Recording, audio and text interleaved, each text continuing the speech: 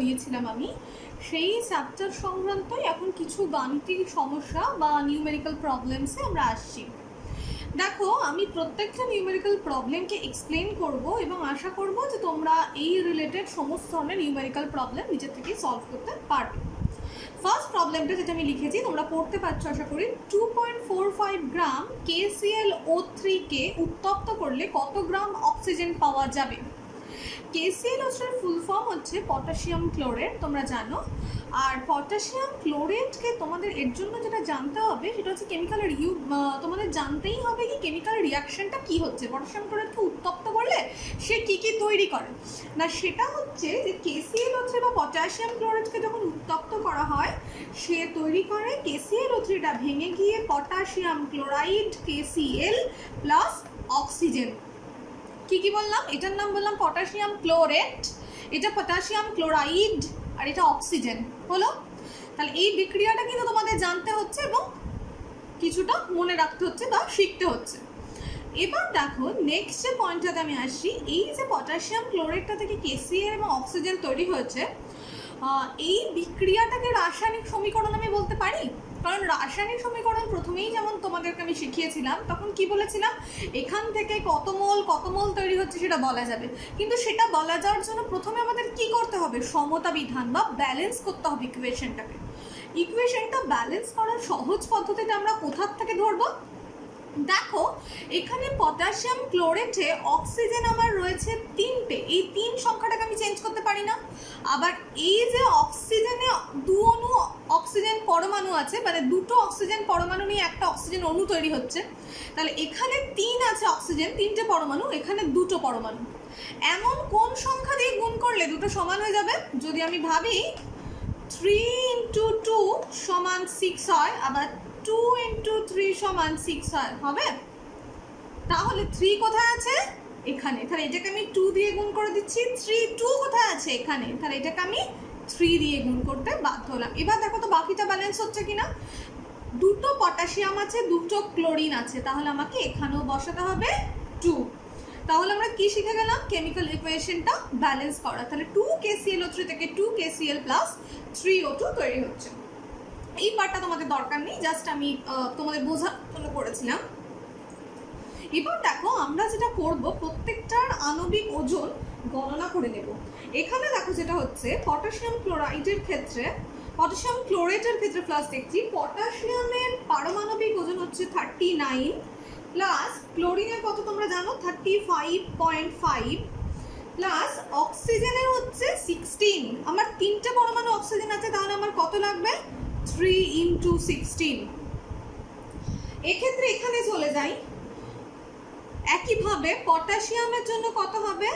পটাশিয়ামের জন্য 39 প্লাস ক্লোরিনের জন্য হবে 35.5।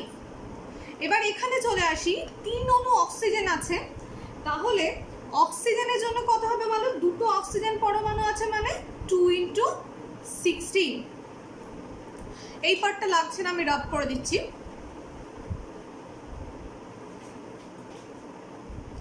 এখন দেখে নাও আমি কি দিয়ে মাল্টিপ্লাই করব।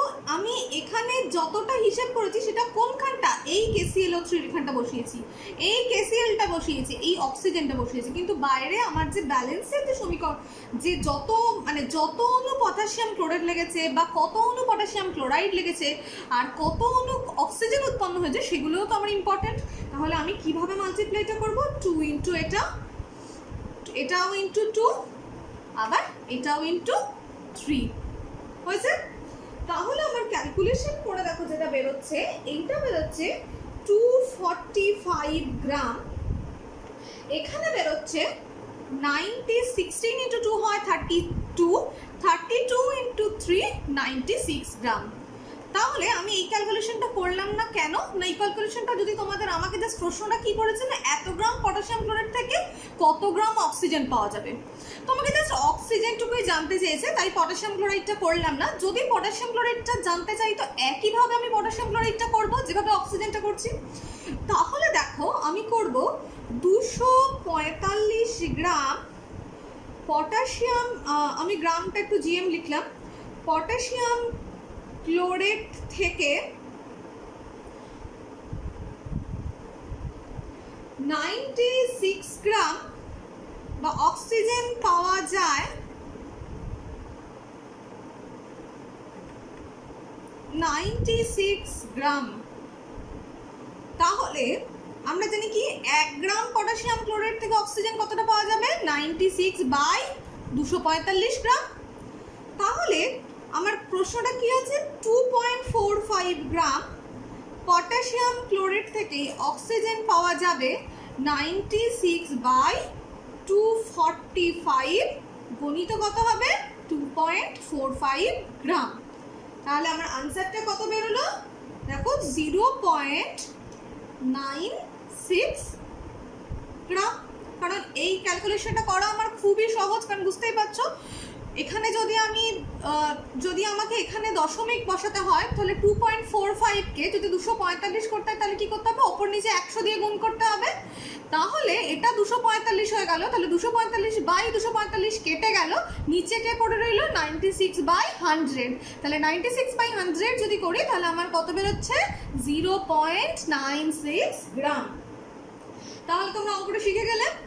যদি পটাশিয়াম, তাহলে এখানে কি শিখলাম আমরা 2.45 গ্রাম পটাশিয়াম ক্লোরাইড থেকে কত গ্রাম অক্সিজেন পাওয়া যাবে সেটা আমরা শিখে গেলাম।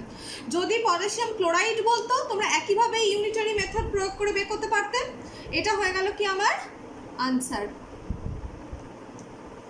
আমি নেক্সট প্রবলেমে যাচ্ছি। নেক্সট প্রবলেমে যেটা আছে, প্রবলেমটা রিলেটিভলি ইজি। প্রবলেমটা হচ্ছে সোডিয়াম কার্বনেট যৌগে সোডিয়ামের শতকরা পরিমাণ নির্ণয় কর। সোডিয়াম কার্বনেট যে যৌগটা সেটা সংকেতটা আমি প্রথম লিখি। তোমরা জানো সবাই Na2CO3।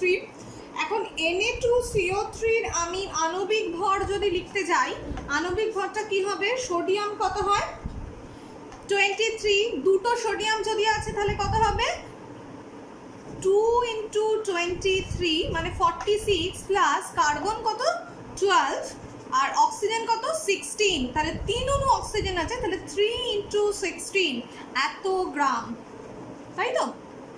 তাহলে এর মধ্যে এই গ্রামটা বার করো কত 100, টোটাল আমি যোগ করে দেখব যে এটার পরিমাণটা হচ্ছে 106 গ্রাম। এখন দেখে নাও আমি যদি বলি তাহলে 106 গ্রাম সোডিয়াম কার্বনেটের মধ্যে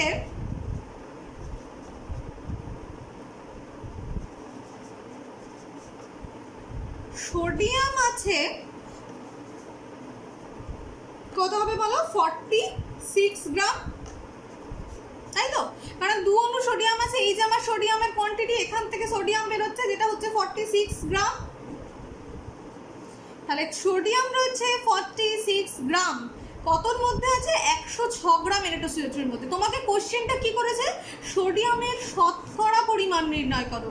তাহলে সোডিয়ামের শতকরা পরিমাণে যদি আমাকে আসতে হয় তাহলে 106 শতকরা সবসময় আমাদের কিসের মধ্যে বার করতে হয় 100-এর মধ্যে, তাই তো?